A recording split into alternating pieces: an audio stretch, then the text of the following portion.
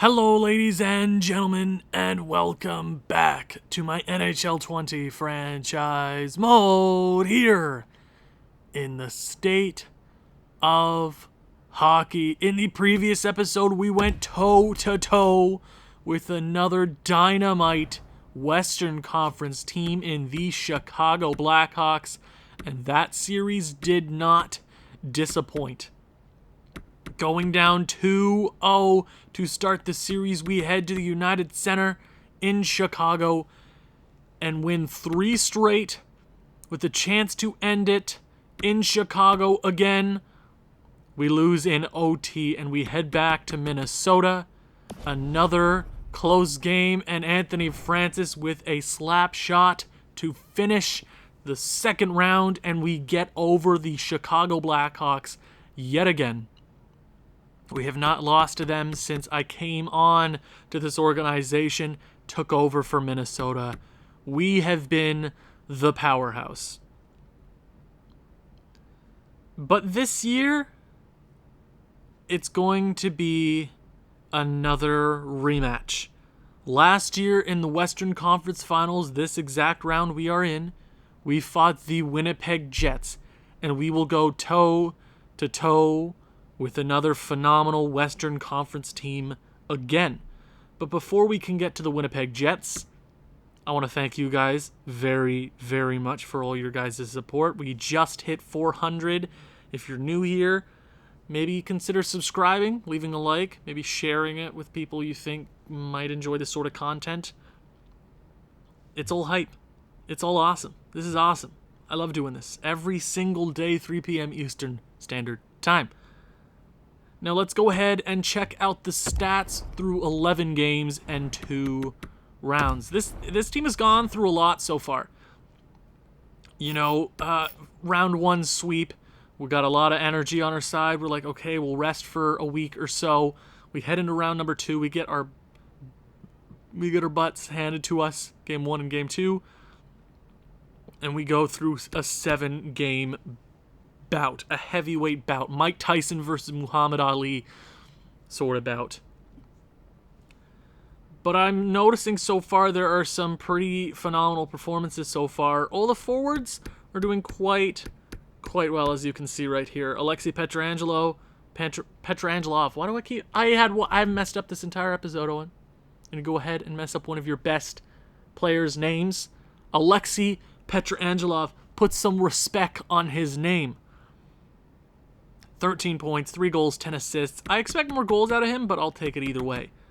Cale Newmanen, 7 goals, 3 assists. Now, a lot of these players took a hit in the last 2 games for goals because we just got shut down.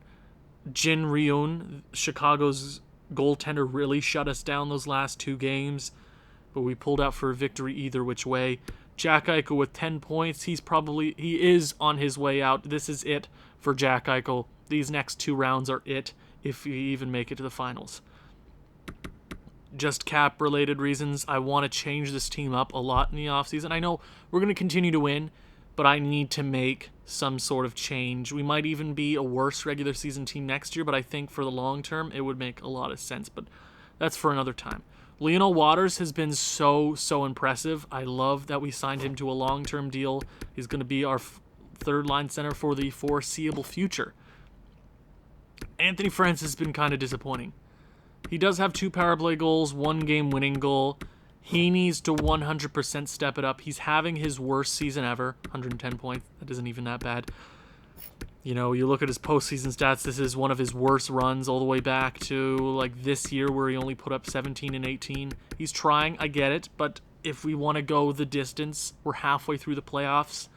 We need to keep it going. Kaprizov. Anthony Francis did score that OT winning goal, so I'll give him a little bit of a break there. Kirill Kaprizov, 7 points. He's a leader. What can I say? Louis Langmeter also hasn't even been that bad. Gogolev picked up the pace there the last round, 6 points in 11 games. I'm okay with that. Hadfield scored, I want to say he tied up the game in game number 6. Game number 6 sent it to OT because Gustav Slychuk scored a natural hat trick in the third. Hatfield tied it up with a little bit of the period remaining. Lost an OT, but that's a big effort from him. Pete Curry scored his first ever postseason goal. Good for him. Chris Griffin, not putting up the most amount of points, but he's been solid defensively. No penalty minutes, though, which is good. Boris Habibulin came in for 5 games, 2 points, +3. I'm okay with that. Chubasov did dip out for, I believe he got scratched a few of those games, but I think if Habibulin's working there defensively, I'm okay with it. And then that's it for the forwards. All around, they did pretty solid, but they did get hurt there those last few games. Marcus Smirnov has been phenomenal so far. 10 points in 11 games. He's been our MVP for defensemen so far. And that's hard to imagine when you have a guy like Quinn freaking Hughes. 7 points in 11 games is so impressive. Only 2 penalty minutes. They've been very, very disciplined. Marcus Smirnov does have that 1 game winner. Bissonnette has really shined. I get a lot of criticism for keeping him over Potvin. I think the best decision all around would have been to keep Bissonnette. We did trade Potvin for, I want to say, a first from Detroit, so that's magic beans. It might be a great pick next draft. You never know, but I think Bissonnette was younger, 2 or 3 years younger than Potvin. I really, really like Bissonnette. Brant Clark, he did get hurt, but he came back sooner than I had expected. Really helped us after we went down, I want to say 2-0, or I want to say we were down 2-0, or maybe he came back for game number 4. I'm not too sure, but he was very, very important for us. Harry Parrish, 4 assists through 11 games. Not the best defensively. No penalty minutes, though, so I'm okay with that. Laaksonen came in for 3 games, +2. 12 penalty minutes. My God. Yeah, he is not going back in, even though his discipline's in 83. Okay. Goaltending. Now, Mackey struggled.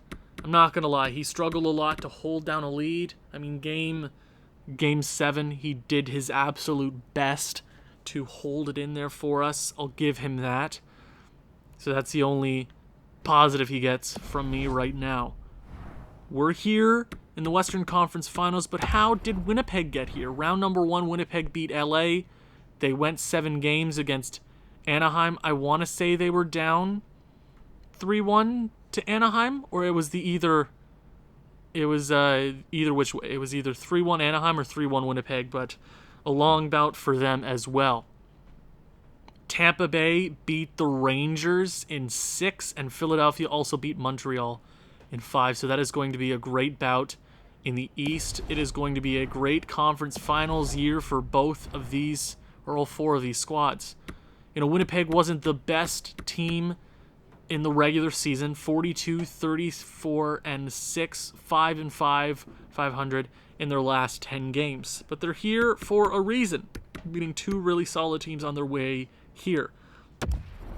They're probably very similar to what we played last year, but we're going to look either which way.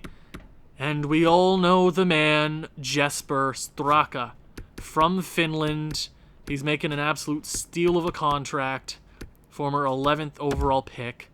92 overall. He has never scored less than 50 goals. In his first season ever, he scored 62. He might have even won the Rocket Trophy that year. He's won at least 2 in his career. He's good for at least 100 points every single season. He is the man, and when you have somebody like Patrick Laine at your wing, you're going to score goals left and right. That is a scary combination facing them again. We got lucky last year. I believe we swept them last season in the 3rd round, but I have a feeling this could go very much differently this year. Christian Vesalainen makes that line even more dangerous as a 2-way forward. He's going to help out that line very, very much. Second line, you got Elias Anderson, Jamie Gallivan, and Brandon Spiller. That's a great second line. Not as good as ours, but that's still a pretty hefty second line. And somebody had to go ahead and flush the toilet. It's not even... Oh, it's 11 o'clock. Well, fine, you flush the toilet. I get it. This feels... Every time I record, somebody's like, flush. and I do this in the basement. Not like I can do it anywhere else, but outside maybe. Maybe outside. Social distancing, guys. Third line, they got Jared McCann, Jordan Greenway. Wow, that was really weird to pronounce. Jordan Greenway, former Minnesota Wild prospect, never really broke out here in Minnesota. He played a few seasons. He had his best season so far when he left. We were just so full on prospects. He came over here to Calgary, had a decent career there. In Winnipeg, he's looking for a Stanley Cup to his resume. I mean, Kyle Connor's definitely going to help out that third line. My God, they got a nice, evenly spread out lineup. Fourth line, you got Joni Ikonen, you got Justin Almeida, and Stelio Mateos, former Minnesota Wild. Absolute beauty. Yeah, he was a former Minnesota Wild. Yeah, we had him for only one season? Really, it felt like we had him longer. Whatever. Defense, what's it looking like? Yes, last round we fought Chicago and a former Chicago Blackhawk himself, Adam Boquist. Definitely their top-tier defenseman here in Winnipeg. That is your cornerstone in your own right. He's been here for 2 years. Chicago, he was there for all of his career. He's looking to carve out his path here in Winnipeg. They don't have an airport, by the way. Tobias Bjornfoot, Jacob Bernard Docker, Adam P. Lassie Thompson, Thompson. And then you have Josh Morrissey. That's a decent defensive core. You can have your cornerstone and then a bunch of middle-of-the-pack defensemen. Bjornfoot and Peak are pretty solid defensemen. And Jacob Bernard Docker and Morrissey, it's a pretty solid defensive core. But it always comes down to goaltending, doesn't it? Their starting goaltender this year, Igor DQs, Dairy Queen. Dairy Queen is his nickname. Igor Dairy Queen. And Tyler Parsons is their backup. Any scratch players this season? They have Nolan Pettinger, they have Dylan Kuglin, and then they have Saron Noel. This is a great core in Winnipeg. We're looking for another bout here in the Western Conference Finals. Let's see if we have the momentum after a Game 7 victory. We're both pretty tired coming here into this bout. Let's see how it goes. Game number 1. Home ice. First period. 2-1.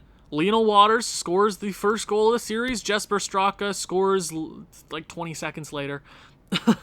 Oh, he's gonna be difficult to beat. And the man that I asked to step up takes the lead for Minnesota. Shots are in our favor, 15-7. Mackey, step it up, man. I will replace you as soon as I can say cherry pie. I don't know what I'm going with there. Second period. Oh my. Okay, Mironov. And then Gallivan scores a power play goal.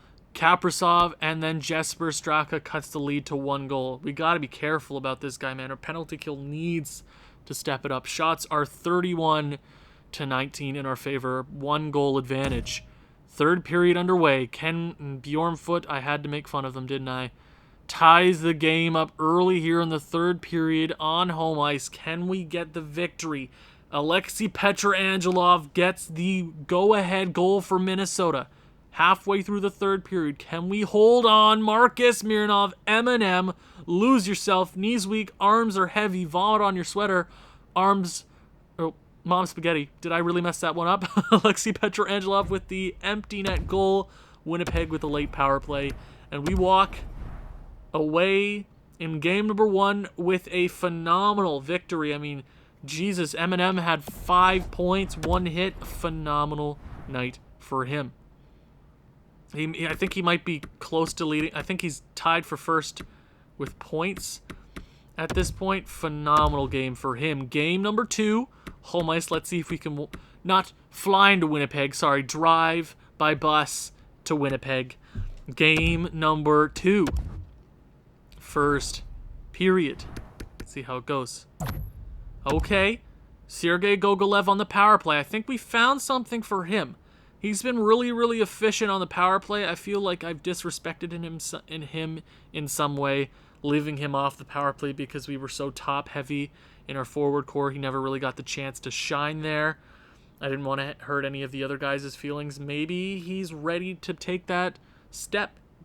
Most of the goals that he scored in the postseason here have been on the power play. We are doubling them up in shots, 16-8. Let's see, second period.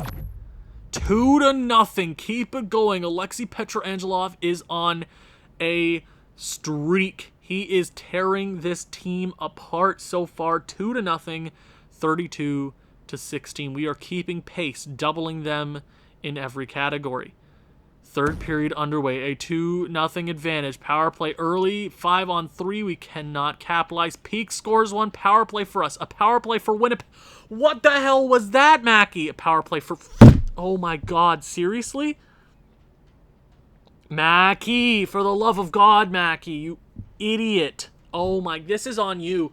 This is on you. I know Tallender came in the net. Legitimately, we had that game in the bag and you let it go from you. You absolute tool.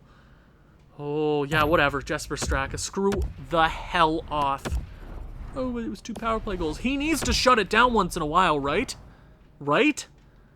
Oh, bad game number 2. We had a 2-0 lead heading into the third, and you go ahead and do something like that, Mackey. I will replace you. Don't get me started. Game number 3, Bell MTS place. Well, it's for sure going more than 4 this series, so first period. 0-0. Shots are even, 10-10.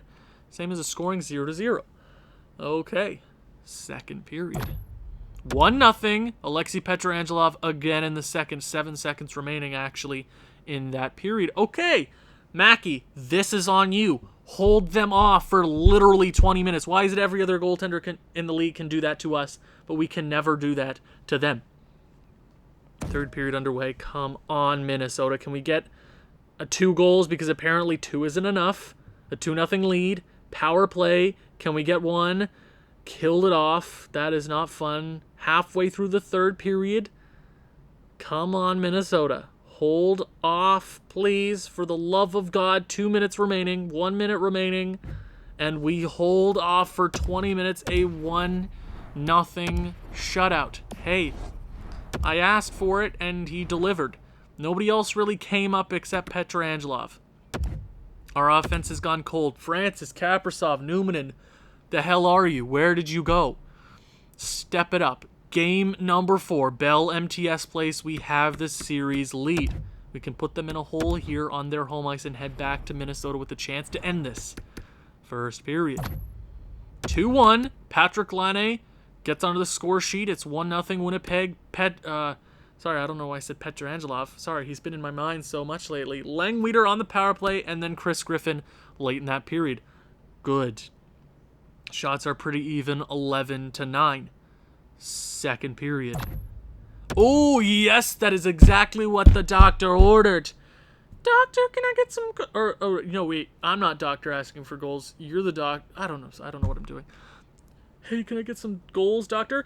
Injection. Langweeder, his second of the evening. Gogolev with another goal in the postseason. Good to see. 4-1.